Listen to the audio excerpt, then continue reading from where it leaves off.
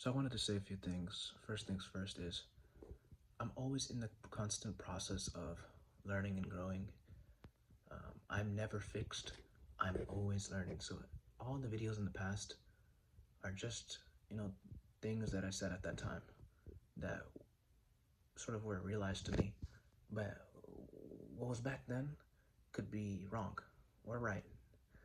But I'm always learning and I'm always growing. So I want to make that clear. Next thing I want to talk about is the paradox of manifestation and the paradox of things needing to happen a certain way and how that destroys the thing that you want to happen anyways. Because there's something in life that is a little bit deeper than your intellectual being that knows you better than you know you. You know? This thing knows you better than you know you. It knows the identity that is within you. It knows what needs to be realized if you allow it. But you don't, you fight and you project, which isn't wrong in some cases. Some cases it gets you to things, but let me simplify. The paradox of manifestation. You want to get to a distant land in order to feel complete, right? But the distant land, once you quote unquote get to the distant land, basically the manifestation of your desire, your goal achieved, realized, all it is a state of being within. All it is a state of being within. It's not as if anything outside has changed, really. It's just the way you look at the outside, which is what really changed. If you look at it for real.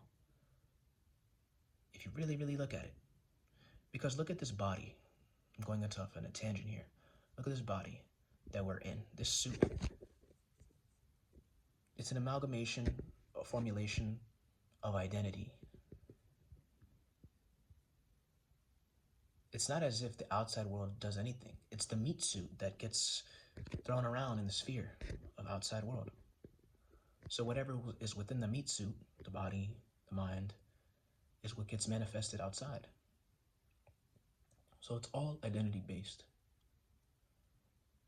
And people live their life with these identities. I need to get somewhere. I'm going to get this where. When I get this, I'll be happy.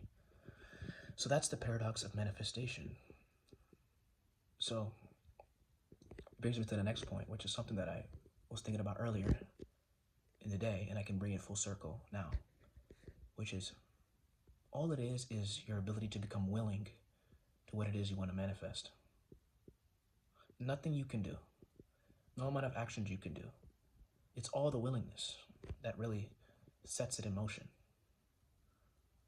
You know, it's the willingness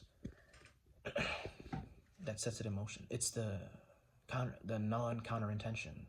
How clear is your mind? How clear is your state of being to be open to, what it is you want?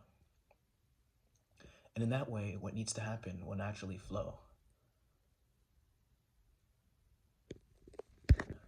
I explained it like this. Somebody might require, let's say 100%, 0%. 100% is the goal. And we'll split it off by somebody carrying out actions, physical labor, and the illogical part of life that kind of makes things happen. I'll explain. Somebody might require to work 80% in their goal, to just become willing that they're worthy of realizing that success. So they work 80% hard. And the 20% is the illogical aspect of life that fills it in. But another person might work 20% hard, and 80% illogical aspect of life fills it in.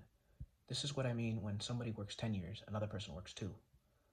Somebody makes 1 song, another person makes 100.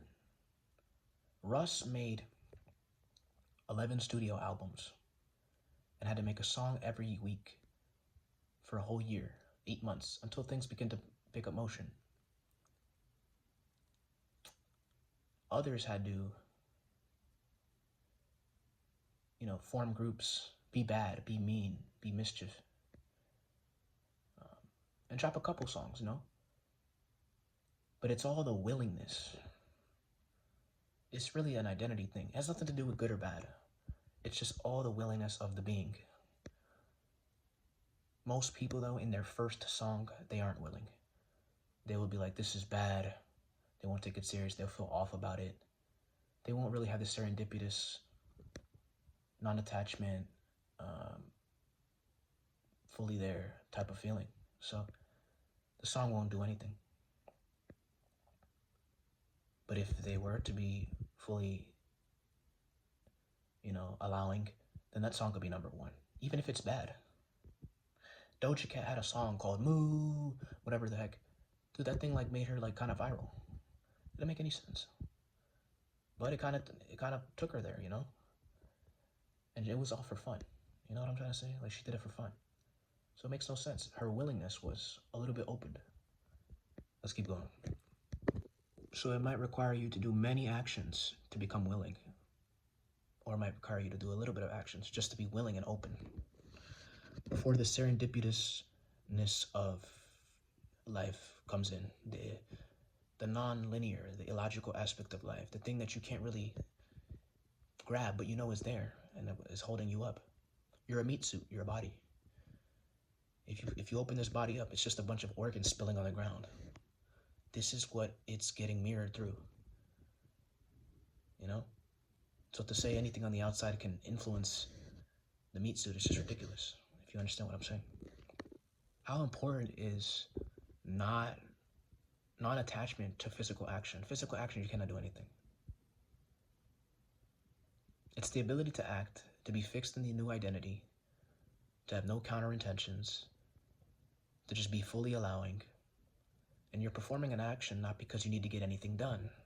This is the paradox of manifestation. You want something, you want something, you want something. Up until the point of getting it, you're always wanting it until you finally realized that you're in it.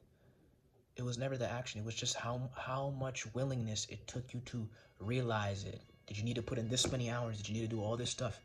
It took you that much shit just to realize it.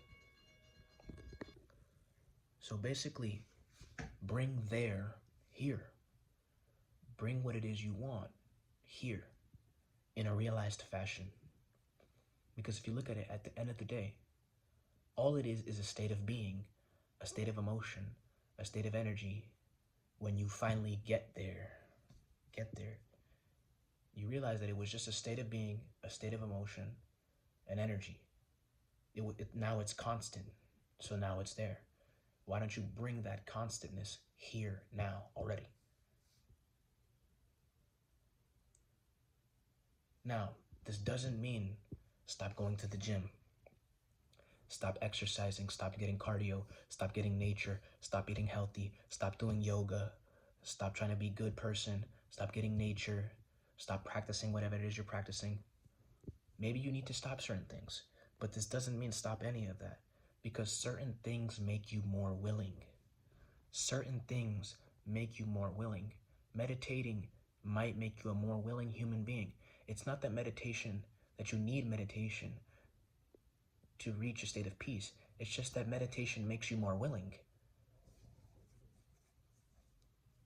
It's not that you need to do all this work in a business to make money.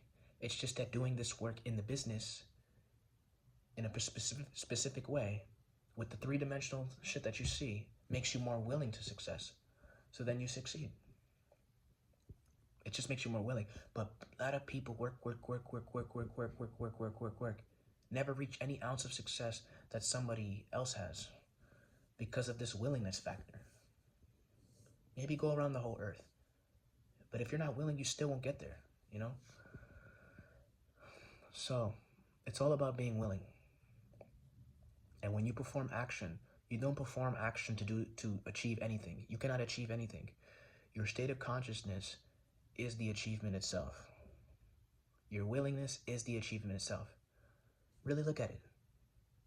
Now, you might be more willing if you exercise. You might be more willing if you meditate and do yoga. You might be more willing if you read, if you sleep on time. You might be a more willing human being. Is it required? It's not. This is why everybody's journey is different, because people are just doing things in order to open up their willingness. But it's not necessary.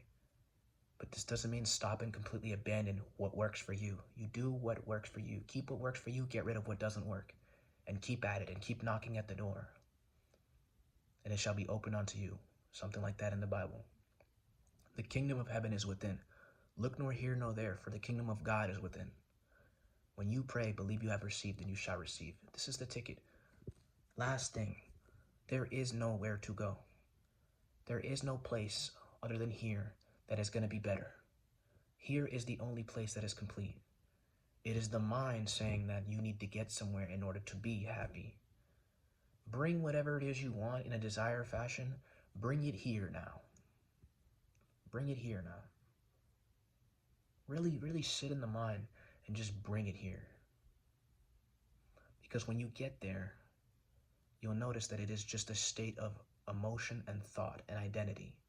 So bring that identity here, and that shit will manifest quite quickly. But there's no such thing as it manifesting, for it is already manifested. There is no such thing as trying to make it happen, for it is already here. This is how it works. Oh, but where is it? You see? Oh, but where is it? Now that's here. Don't bring that here. Anyways, this is all I have to say. Definitely slow it down if you don't understand. This is why, though, I want to end up on this. This is why spending time in the pure present moment, in the pure presence of the moment, is the best at times. Because it allows you to see that there is nowhere to go and everything is complete already. Project your desire, but bring the desire here as a reality. Because that's all it is. All it is a thought and emotion of constantness. So bring a constant thought and emotion here, and it will happen. Anyways, that's all I have to say. What do you mean it will happen? It's already happening. Anyways, all I have to say.